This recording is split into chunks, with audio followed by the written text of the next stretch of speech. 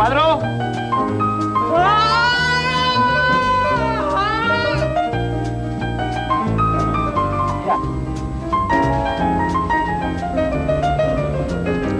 Algo muy especial debe tener el ajedrez para que tantos cineastas se hayan inspirado en él para expresar su creatividad, generalmente con mucho trabajo y sacrificio.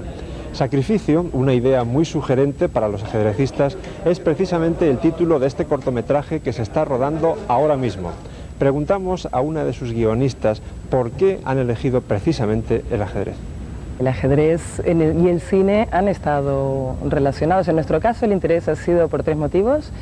El primero por la universalidad del juego, el segundo porque plásticamente es fantástico y el tercero porque trata el juego, nos permite tratar los temas del poder, la paz, la guerra, la lucha, la ambición y muchos temas que son fuertemente dramáticos. Nuestra propuesta concreta es introducir dentro del juego del ajedrez una historia de amor imposible entre un peón blanco, su dama blanca, y una posición muy incómoda para la dama blanca que el peón intenta solucionar saltando todas las normas del ajedrez. Y bueno, esa es la pregunta, ¿qué pasaría si un peón pudiera saltarse las normas del juego?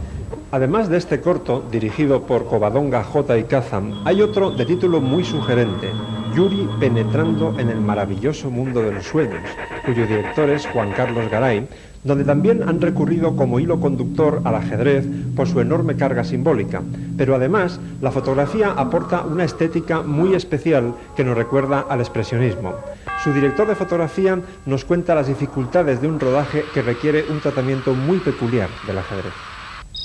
Debido a la dureza que encierra el ajedrez, porque en realidad no deja de ser una batalla, ¿no?, a librar, quisimos expresarla de manera que los contrastes fueran muy altos y de ahí que sea en blanco y negro. Para mí las piezas de ajedrez encierran un cierto misterio. No sé, yo siempre recordaba a mi abuelo, a mi padre jugar y siempre me daba, no sé, como que eran misteriosas. Entonces también, bueno, pues a través de esa luz hicimos referencia al expresionismo alemán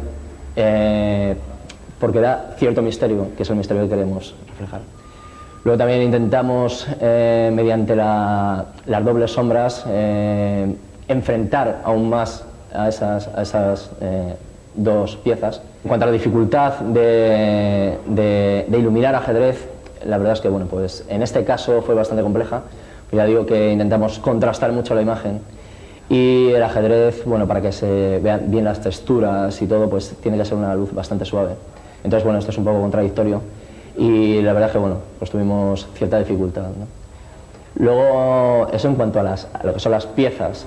Luego, bueno, como esto se llevó era un ajedrez viviente, pues ahí ya era bastante más complejo, ya digo, por la dualidad esta, por ejemplo, de las sombras. Queríamos expresar una sombra, que una sombra fuera lo que es la pieza de ajedrez y la otra sombra, la persona que hay metida dentro del ajedrez, porque, como he dicho antes, no deja de ser una batalla y una batalla está librada por hombres y, bueno, pues hay un personajito en cada pieza, ¿no?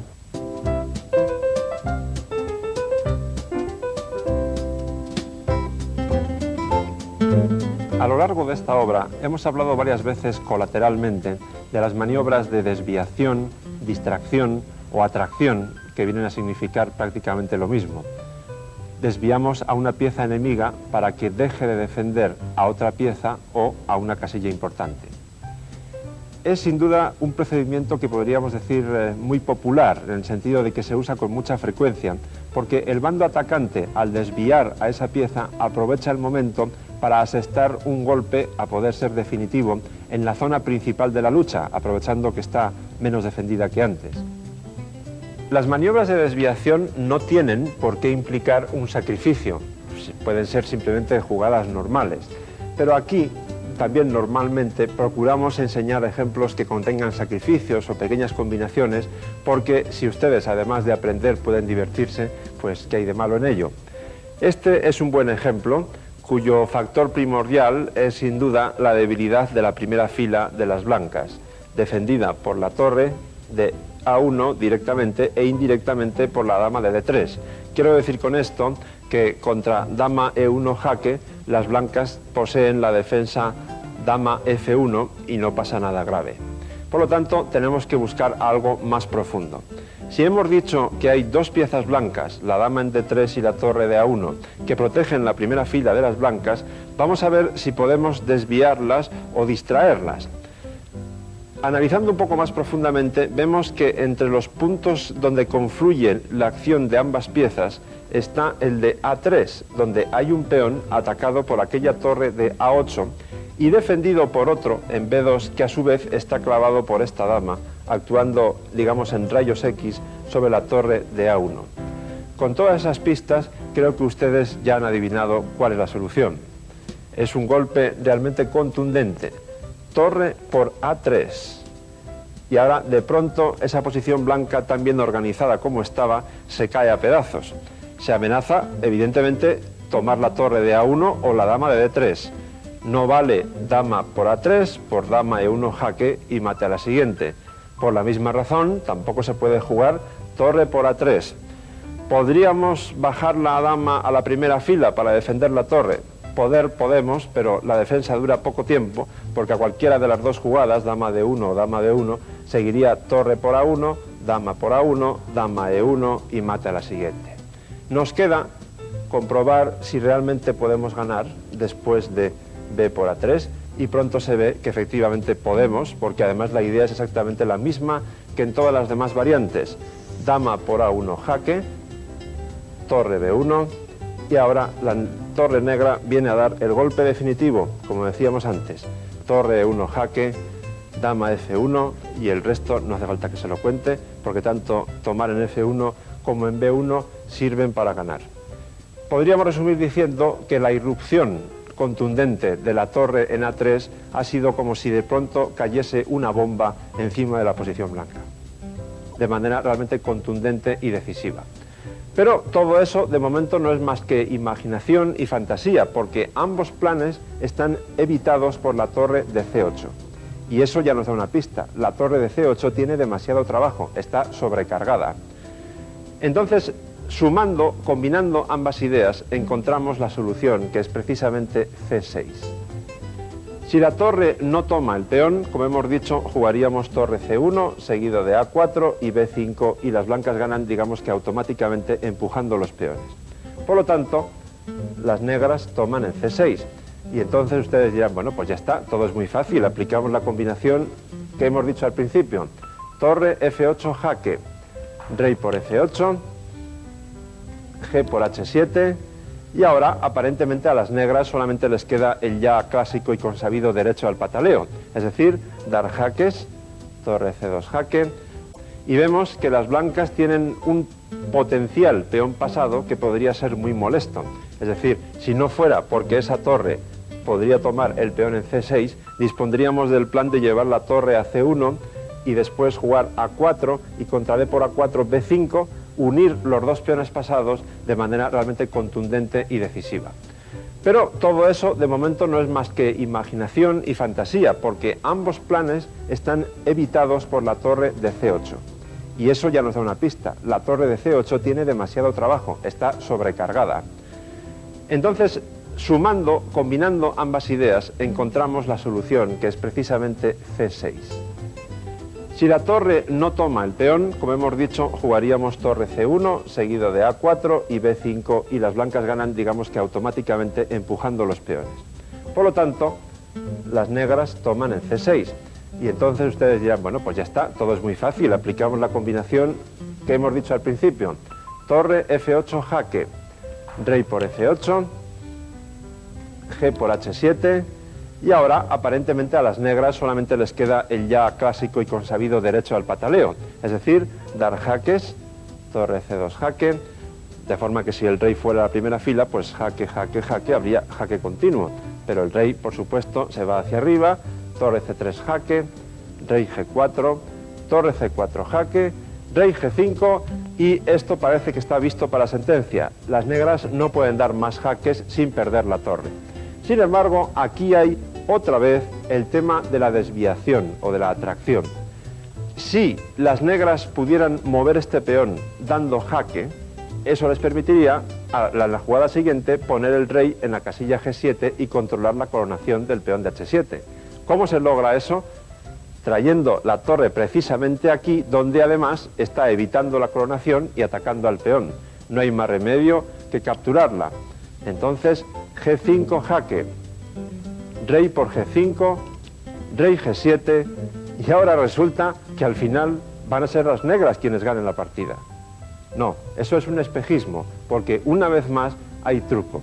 El truco ahora está en que, aunque las negras tengan estos dos peones pasados y ligados en el centro, las blancas todavía no han perdido este y disponen de otro potencial, quiero decir 2 contra 1, en el flanco más alejado del rey, tan alejado que el rey negro nunca puede llegar a coger aquel peón. Por lo tanto, la jugada está en H8 igual a dama jaque, rey H8, rey G6, y las negras no tienen ninguna jugada útil. Por ejemplo, E5, lo mismo pasaría si jugásemos D5, sería exactamente igual. E5, A4, por ejemplo, B por A4, hay otras variantes, pero todas conducen a la misma idea. B5, lógicamente la única respuesta es A3, B6, A2, B7, carrera de peones, ambos se convierten en dama, A1 igual a dama, y B8 igual a dama, con la sutil diferencia de que ahora las blancas acaban de dar jaque mate.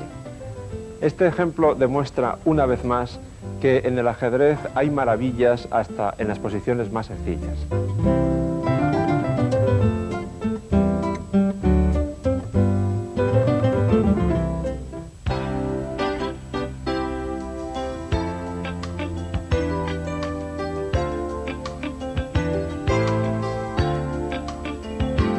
Bobby Fischer, estadounidense, el jugador más carismático de todos los tiempos.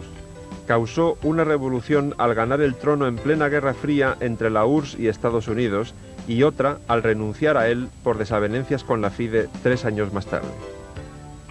It's sort of completion of the time. Representa la culminación de la serie Tal, Petrosian y Spassky.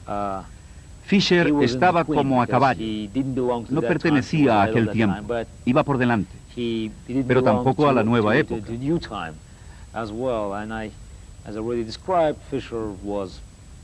Como ya he descrito, Fischer es lo mejor que le ha ocurrido al ajedrez en lo referente a la promoción, y tenía muchísima energía.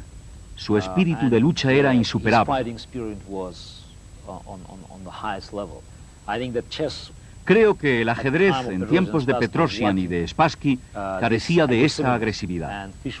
Fischer aportó esa agresividad que le faltaba, haciéndolo más eficiente en términos de juego y de lucha psicológica.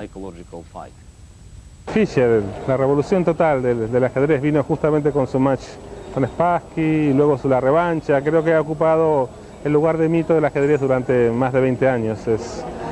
Prácticamente mucha gente comenzó a jugar al ajedrez gracias a él, así que le estamos todos agradecidos. No creo que puedo añadir mucho que ya no está conocido sobre Fischer, pero es como Holanda cuando tenían Total Fútbol. Fischer era muy parecido, el primer profesional, digamos, incluso, porque luchó en todas partes. Psicológicamente, en aperturas, en finales, en medio juego, con organizadores, políticamente, hizo todo, y arrastró a la competición por 2 años, en 71 y 72.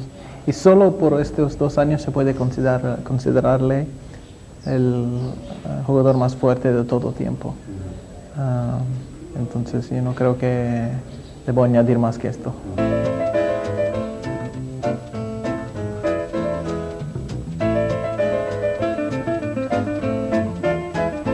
La dama blanca o las 2 torres negras. ¿Qué vale más? Como casi siempre, la respuesta es diversa y difícil porque depende de varios factores, por ejemplo, de que la dama pueda dar muchos jaques al rey adversario, que haya muchas líneas abiertas para que pueda penetrar en la posición enemiga, que las torres tengan columnas abiertas también para hacer lo mismo, cuál sea la estructura de los peones, la seguridad de los reyes, etc. No hay una respuesta determinante. Sin embargo, sí hay algunos ejemplos de ambos casos, aquellos en los que la torre es superior y los que la dama es superior. En el segundo caso, la dama superior, está bien ilustrado en la famosa partida entre Fischer con las piezas negras contra el húngaro Lajos Portis del famoso torneo de Santa Mónica.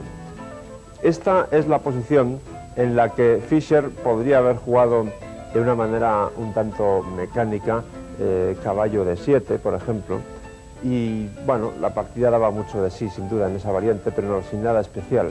Entonces Fischer sorprendió a todo el mundo con una decisión realmente especial. Dama D7, entregando aquella torre. Como vamos a ver dentro de un rato, Fischer ha calculado muy lejos, ha visto muy profundamente en los entresijos de la posición. Portis no tomó directamente la torre, sino que aprovechó primero para acabar su desarrollo amenazando la otra, torre E8, después amenazó mate con alfil D3 y solo ahora, después de F5, tomó la torre de A8. Fischer, de acuerdo al plan previsto, siguió con caballo C6 y ahí, como la dama está amenazada, no hay nada mejor que tomar N8, dama por E8 y ahora hay que acabar el desarrollo, por lo tanto, enroque. Está claro que las blancas tienen un peón muy débil aquí, que va a caer como fruta madura inmediatamente con caballo A5. Ahora, entonces, las blancas juegan torre a E1, alfil por C4, alfil por C4, caballo C4, se amenaza el alfil, y alfil C1. Fischer ha visto todo esto e incluso más, porque aquí, sin pensar mucho, jugó C5. Una de las ideas latentes en esta posición es que después de D5 las negras juegan tranquilamente E5 y después bloquean este peón de forma muy sólida con ese caballo, un super caballo realmente, y aquí sí que la dama vale más que las torres, porque las torres no pueden meterse por ningún sitio, está todo cerrado, ¿no? Por lo tanto, después de C5 las blancas no deben avanzar el peón, sino tomar, que es lo que hizo Portis. Pero todo esto también estaba previsto por Fischer, que según comentó después de la partida, había analizado hasta aquí, alfil F4 y ahora H6, para ganar espacio con G5. Todo esto es muy interesante. Si ahora las blancas jugasen torre D1 para dar la columna abierta a las torres, seguiría E5, que ahora no vale por alfil E5, caballo E5, F4. Por lo tanto, Portis decide mantener esta torre en esta columna para dar paso a la otra, a la columna D. Pero no le da tiempo, porque después de G5, alfil E5, las negras, Fischer, toma la columna con la dama. Y bueno, para lo que queríamos demostrar, esto ya es suficiente. Aquí Fischer siguió con un plan parecido a este, A6, dama D5, F4, esta torre vino aquí y al final ganó basándose en una combinación de este tipo, encerrando la torre. Pero lo importante es resaltar que en este tipo de posición queda clarísimo que la dama vale más que las dos torres, porque las torres están sometidas a la pasividad en una columna prácticamente cerrada, mientras la dama está centralizada, apoyada por un caballo que también ocupa una buena casilla, y sin duda alguna la posición de las negras es preferible, como nos demostró uno de los mejores maestros que podríamos tener para el tema, Bobby Fischer.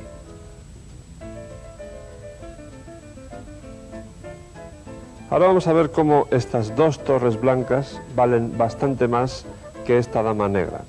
Como se demostró en una partida del torneo de Hastings, en el sur de Inglaterra, en 1930, con blancas el maestro indio que después se nacionalizó británico Sultan Khan, y con negras el legendario José Raúl Capablanca. Las negras tienen dama contra dos torres, han ganado un peón aquí en G5 hace unas cuantas jugadas y también se tambalea este peón de H6. Pero en realidad todo eso es muy poco importante.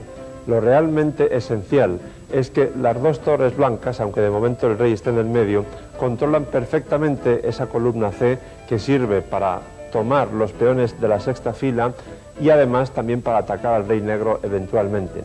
Con lo cual la posición es claramente favorable para las blancas, que antes de tomar en B6 jugaron rey D2 con el fin de dar la máxima potencia a las torres en la columna, y además el rey protege un poco estas casillas donde podría haber algún contraataque de las negras. Capablanca contestó con dama F5 porque, como ya he dicho, este peón no es importante y entonces intenta contraatacar por aquí o bien mantener a este alfil sujeto a la defensa del peón en F2. Ahora ya la fruta está madura y viene el tiempo de la recolección. Torre por B6, rey E7 para refugiarlo aquí, pero de todas maneras ya es demasiado tarde para todo, porque la posición blanca es realmente aplastante. Después de ese jaque sigue B6 para dar entrada a este alfil que de momento está inactivo, y ahora las negras activan su caballo colocándolo en F6, alfil B5, dama F3. Fíjense que esta jugada es muy aparente, pero en realidad no amenaza nada, porque la casilla E2 está perfectamente controlada por el alfil y la de D1 por la torre. Así que aquí las blancas contestaron sencillamente torre B8 y tras pensarlo un poco, Capablanca decidió abandonar porque no puede hacer nada en cuanto a contraataque se refiere y las blancas tienen un plan muy sencillo que es mover la torre, avanzar el peón y coronar. Sin duda alguna, Sultan Khan demostró muy bien que con esto de las torres y la dama pasa un poco como con el vestido. ¿Qué es mejor, llevar un traje o una camiseta y un pantalón corto? Todo depende de las circunstancias.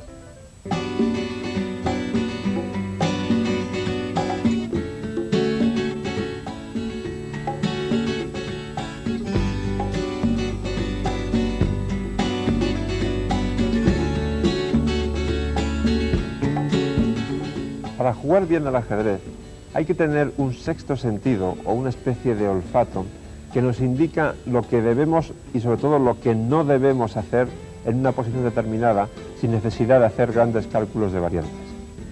Pero da la impresión de que el jugador de las negras en la partida que vamos a ver ahora tenía ese sexto sentido atrofiado o como si fuera de piedra, al igual que estas piezas que tengo aquí son de origen africano y por cierto a mí me parecen muy bonitas, no sé si ustedes comparten mi opinión, son de las que me gustaría tener en mi casa no para jugar, pero sí como objeto decorativo. Ahora les invito a viajar mentalmente, pero no a África, sino a Varsovia, a la Olimpiada de Ajedrez de 1935. Allí una de las partidas más espectaculares de aquel torneo fue la que enfrentó al estonio Paul Keres con las piezas blancas contra Winter. Sobre Paul Keres hay una opinión prácticamente unánime en el sentido de que fue un campeón sin corona. Realmente mereció el título, pero por muchas razones no pudo conseguirlo. Como ustedes van a ver a continuación, jugaba como un verdadero campeón. Insisto, Keres tenía las blancas y empezó la partida con el peón de rey. Winter planteó la defensa siciliana y Keres jugó caballo F3, que es lo normal, pero se encontró con una respuesta no tan normal, caballo F6, la variante Ninzowicz de la siciliana. Lo normal, por supuesto, es E5 atacando el caballo. Fíjense en que la filosofía de esta defensa para las negras es parecida a la defensa Aliogin, que hemos visto en algún otro ejemplo, en el sentido de provocar a los peones blancos a que avancen para que luego atacarlos. Entonces E5, caballo D5, caballo C3, se ataca el caballo y se desarrolla una pieza, E6, se defiende, se cambian los caballos en la casilla D5 y ahora la jugada obvia es D4. Aquí Winter ya empieza a dar ligeras muestras, aunque todavía no pasa nada grave, de que no entiende muy bien la filosofía de lo que está jugando. Es un poco más preciso jugar caballo C6 que lo que él hace, D6, pero bueno, tampoco está mal D6. Simplemente es indicativo, como ustedes verán, de lo que pasa a continuación. Keres juega alfil G5, una jugada bastante más molesta de lo que parece a primera vista, porque la obvia respuesta, que sería alfil E7, tiene sus inconvenientes. Por ejemplo, a Winter seguramente no le gustó por alfil E7, dama por E7, D por C5 y luego la dama blanca captura el peón de D5, queda con un peón de ventaja. Por lo tanto, Winter opta por sacar la dama de paseo, cosa que ya saben que en principio no se debe hacer. Dama A5 jaque. Quizá era mejor, si se decide uno a sacarla de paseo, ponerla en B6, donde presiona más el centro. Porque aquí con ese jaque lo que hace es ayudar a las blancas, que al tapar el jaque con C3 continúan su desarrollo. La jugada C3 contribuye a apoyar ese fuerte centro de peones.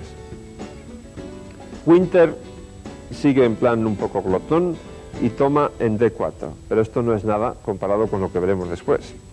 Keres, sin embargo, fíjense en la diferencia, sí se da cuenta de cuál es el verdadero espíritu de la posición. Ve que las negras todavía no han desarrollado una sola pieza menor, solamente la dama. Así que él adopta una decisión. Los peones no son importantes en esta partida, relativamente, porque lo realmente importante es desarrollar con la mayor rapidez posible las piezas y atacar al rey negro, para aprovechar precisamente la falta de desarrollo de las negras. Y por eso, en lugar de preocuparse de los peones, juega alfil D3, poniendo un alfil en una casilla realmente excelente. Winter sigue ávido de peones y de material y sigue comiendo. Esto es una auténtica gula, D por C3. Yo creo que hubiera sido mejor desarrollar alguna pieza, pero todavía su posición no es perdedora. Keres, por el contrario, continúa con su idea de desarrollar a toda costa y se enroca. De paso, la torre que ahora se coloca en F1 está lista para ir a E1, donde contribuirá al ataque contra el rey negro. Y Winter, una vez más, y ahora esto sí ya es claramente criticable, es una jugada mala, toma en B2. Pura gula, porque ahí sí que era obligatorio seguir desarrollando, o mejor dicho, empezar a desarrollar las piezas con caballo C6, alfil E6, en fin, jugadas normales, las que ustedes harían seguramente. Ahora sí la dama entraría, se comería el alfil de C8, etc. Tampoco sería mucho mejor jugar rey F8, porque con torre F, E1, las blancas amenazan mate en la casilla. La posición de las negras ya es objetivamente mala. Aunque optasen por fin por desarrollar piezas con caballo C6 o alfil E6, las blancas ya tienen una posición muy preferible, porque cuenten los tiempos. Las blancas tienen 3 piezas menores desarrolladas, las 3 que les quedan en el tablero.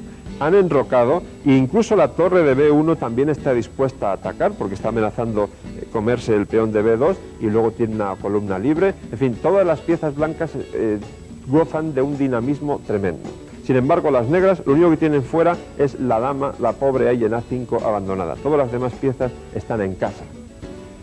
Bien, pues Winter, impasible, toma el peón de E5.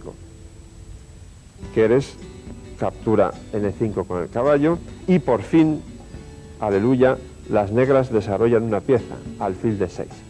Winter seguramente confiaba en que ese caballo se mueve o se defiende de alguna manera y, en fin, puede enrocar, puede seguir desarrollando piezas y realmente tiene bastantes peones de ventaja, con lo cual pues sus posibilidades eran razonables en ese caso.